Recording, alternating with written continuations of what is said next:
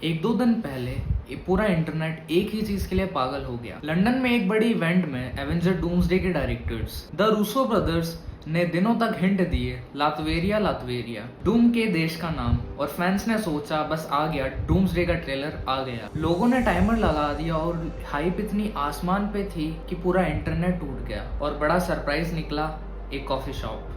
हाँ, एक coffee shop Dom लातवेरिया नाम की एक doctor Doom themed coffee house London के एक कैफे में। रूसो ब्रदर्स आए, उन्होंने कॉफी के पैकेट्स पे ऑटोग्राफ दिए और चले गए। हाँ, बस इतना ही।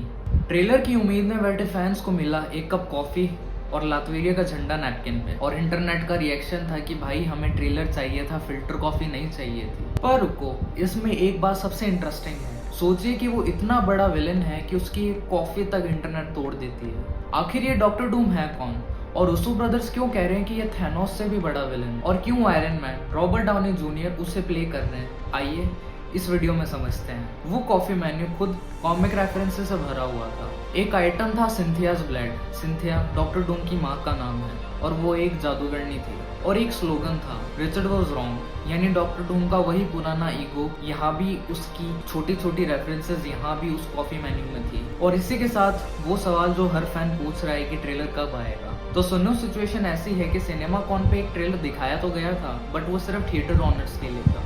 और ये थिएटर ओनर्स के लिए भी उनको इसलिए दिखाया जाता है कि मार्वल अपने थिएट्रिकल राइट एक्वायर कर सके थिएटर ओनर्स को दिखा के कि हमारा कितना बड़ा प्रोडक्ट है। बट जिन लोगों ने सिनेमा कॉन में वो ट्रेलर देखा, वो बता रहे थे कि उनके एक्सपेक्टेशन से बाहर था वो ट्रेलर।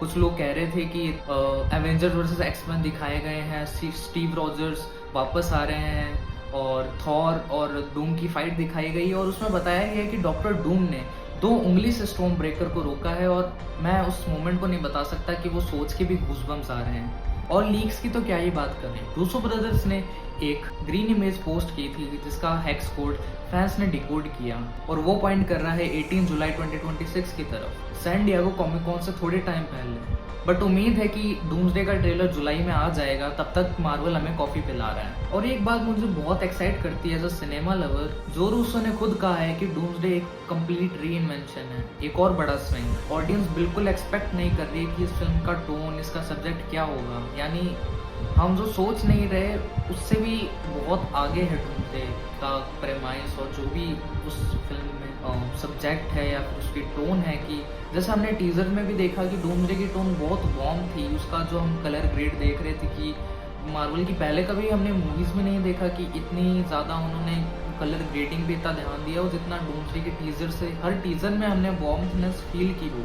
यानी ये एक और एवेंजर फिल्म नहीं है, रूसो ब्रदर्स इसमें कुछ नई चीज़ ट्राई कर रहे हैं, और इसीलिए हमें यहीं से समझना चाहिए कि डॉक्टर डूम इतनी बड़ी डील क्यों है। Welcome to artist cinema. तो वो कॉफी वाला ड्रामा छोड़ो और असली सवाल पे फोकस करते हैं कि जो हर कोई पूछ रहा है कि आखिर डॉक्टर डूम है कौन और उसकी इतनी हाइप क्यों है। इसका जवाब स्क्रीन पे नहीं, कॉमिक्स के पन्नों में छुपा है। तो वहीं से शुरू करते हैं। कॉमिक्स में डॉक्टर डूम का असली नाम होता है विक्टर वॉन डूम, लातवेरिया नाम के एक छोटे से यूरोप के देश का राजा। हाँ, वही लातवेरिया जिसके नाम पे कॉफी बिक रही थी। बचपन से ही उसके पास 2 चीजें थी, एक असाधारण दिमाग, दुनिया का सबसे इंटेलिजेंट इंसान, और दूसरा एक टूटी हुई जिंदगी। उसकी माँ सिंथिया एक जादूगरनी थी जो नरक की शक्तियों में फंस गई। तो विक्टर वॉन डूम बड़ा हुआ 2 रास्तों पे, जो कि थे मैजिक और साइंस। यही डूम की असली खासियत है कि वो सिर्फ टेक्नोलॉजी पे डिपेंडेंट भी नहीं और ना ही सिर्फ मैजिक पे, उसके पास दोनों है। ऐसी पावर जो मार्वल में किसी के पास नहीं है। कॉलेज में विक्टर की मुलाकात होती है एक और जीनियस से, रीड रिचर्ड्स, जो आगे जाके फैंटास्टिक मिस्टर फैंटास्टिक बनेगा, जो कि हम फैंटास्टिक 4 फर्स्ट स्टेप्स में भी देख चुके हैं रीड रिचर्ड्स को एज मिस्टर फैंटास्टिक। विक्टर एक खतरनाक एक्सपेरिमेंट बनाता है अपनी माँ को नरक से निकालने के लिए। रीड रिचर्ड्स बहुत वार्निंग देता है कि कैलकुलेशन में बहुत गड़बड़ है, पर डूम का इतना ईगो था कि उसकी बात सुनता ही नहीं। एक्सपेरिमेंट में एक्सप्लोजन होता है और डूम का चेहरा जल जाता है, और यहीं से डॉक्टर डूम पैदा होता है। वो एक मेटल मास्क पहन लेता है और एक आयरन आर्मर, और पूरी जिंदगी उसकी गलती का इल्जाम वो रीड रिचर्ड्स पे डालता है। याद है वो कॉफी का स्लोगन कि था, रिचर्ड वाज रॉन्ग। अब समझ आया, डूम में इतना ईगो है कि वो कभी मान ही नहीं सकता कि उसकी गलती थी। यही डूम को इतना खतरनाक बनाती है। डूम कभी मान ही नहीं सकता कि वो कभी गलत है। हम इतने सारे विलन देखते हैं कि हर विलन मानता है कि मैं ही सही हूँ अपने डिसीजन को लेके। जैसे थानोस भी उसके हिसाब से वो सही था कि मैं दुनिया की आधी आबादी को मिटा दूंगा तो वो बैलेंस क्रिएट कर देगा, बट हम सबको पता है कि जो रास्ता उसने चूज किया वो बहुत गलत था। यही डॉक्टर डूम के साथ भी यही चीज है, बट डॉक्टर डूम को ये विश्वास है कि वो दुनिया का एक लौता लायक शासक है। डॉक्टर डूम की ईगो ही उसकी सबसे बड़ी सुपर पावर है और ईगो ही उसका सबसे बड़ा दुश्मन भी है।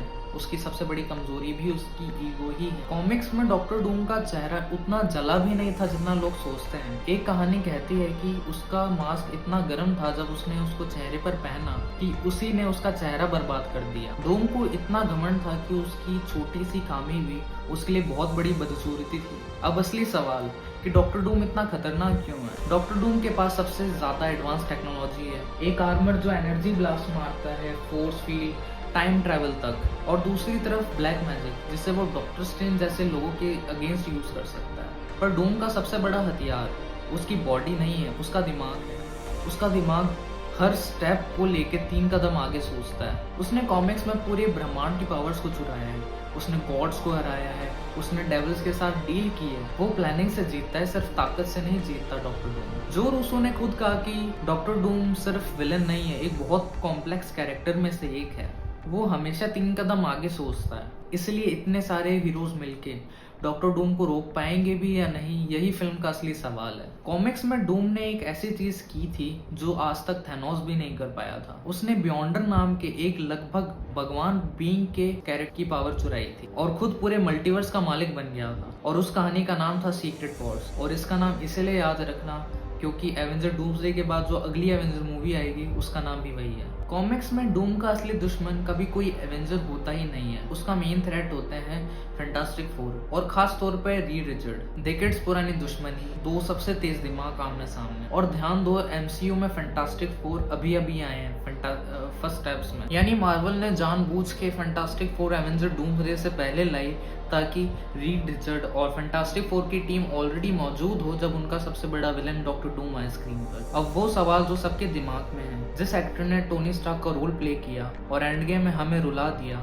वो अब डॉक्टर डूम का मास्क पहन के क्यों आ रहा है? 2024 में कॉमिक कॉन में RDJ ने अपना डॉक्टर डूम का मास्क उतारा और पूरा रिवील किया कि मैं डॉक्टर डूम बनूंगा, और पूरा हॉल पागल हो गया। और यही सिनेमा का सबसे बड़ा पोएटिक सर्कल है। जिस बंदे ने, जिस मास्क ने आयरन मैन का रूप लेकर मार्वल को शुरू किया, वही बंदा अब डॉक्टर डूम का मास्क पहन के आ रहा है मार्वल को खत्म करने और मार्वल की उसी यूनिवर्स को खत्म करने, और इस बार हीरो बन के नहीं, एक विलन बनकर। एक थ्योरी फैंस में चल रही है कि डॉक्टर डूम शायद हो सकता है कि एक टोनी स्टार्क का वेरिएंट हो। रिपोर्ट्स कहती है कि हम डॉक्टर डूम को बिना मास्क के देखेंगे, बट मार्वल के जो सुपर हीरोज है वो कभी भी डॉक्टर डूम को विदाउट मास्क नहीं देखेंगे। वो ईस्टर्न यूरोपियन एक्सेंट में बात करेगा ताकि वो टोनी जैसा ना लगे। मार्वल जानबूझ के ये मिस्टेक खेल रहे हैं। और याद रहे ये र्यूमर है, कोई फैक्ट नहीं है या फिर हमें कहीं से कंफर्म सोर्सेज नहीं है कि ऐसा ही होगा, बट हाँ र्यूमर जैसे चल रही है। फैंस को एक कॉमिक याद आ रही है जिसका नाम था इनफेमस आयरन मैन। टोनी के गायब होने के बाद डॉक्टर डूम उसका आर्मर पहन लेता है और हीरो बनने की कोशिश करता है। तो RDJ का डॉक्टर डूम बनना सिर्फ एक स्टंट नहीं है, इसके जड़ है वो कॉमिक्स में। तो डूम्सडे में होगा क्या? 3 दुनियाएं कोलाइड कर रही है, मल्टीवर्स टूट रहा है और उन सब के बीच में खड़ा है डॉक्टर डूम, और उसको लगता है कि वही सब ठीक कर सकता है बट अपने तरीके से। इसलिए मार्वल ने डॉक्टर डूम को हराने के लिए अपनी सबसे बड़ी टीम इकट्ठा की है, जिसमें Avengers, Fantastic Four, X Men mutants और थंडरबोल्ट्स और काफ़ी पुराने हीरोज भी वापस आ रहे हैं, जैसे क्रिस एवंस वापस आ रहे हैं बट एज स्टीव रॉजर्स नहीं। जिन लोगों ने एंड गेम और इन्फिनिटी वॉर डायरेक्ट की थी वही एवेंजर एंड गेम भी डायरेक्ट कर रहे हैं, रूसो ब्रदर्स, यानी ये उस लेवल का इवेंट है। तो डॉक्टर डूम है कौन? एक ऐसा विलन जो थैनोस से भी स्मार्ट है और जो साइंस और मैजिक दोनों का मालिक है और जिसे अपनी गलती कभी भी नहीं दिखती है। वो इतना बड़ा है कि उसकी कॉफी भी ट्रेंड कर जाती है। जिस चेहरे ने मार्वल को शुरू किया था वही चेहरा अब उसे खत्म करने आ रहा है 18 दिसंबर 2026। अब सवाल ये है कि डॉक्टर डूम को हराएगा कौन? कमेंट्स में बताओ, और ये भी बताओ कि क्या तुम्हें लगता है कि डॉक्टर डूम टोनी स्टार्क का वेरिएंट होगा? डूम्सडे से पहले पूरा मार्वल समझना है तो सब्सक्राइब कर दो। हम पूरी सागा कवर कर रहे हैं ब्लेड से डूम्सडे तक, एक फिल्म। ये है आर्टिस्ट सिनेमा, हर फिल्म के पीछे की एक कहानी। Thank you, see you in the next one.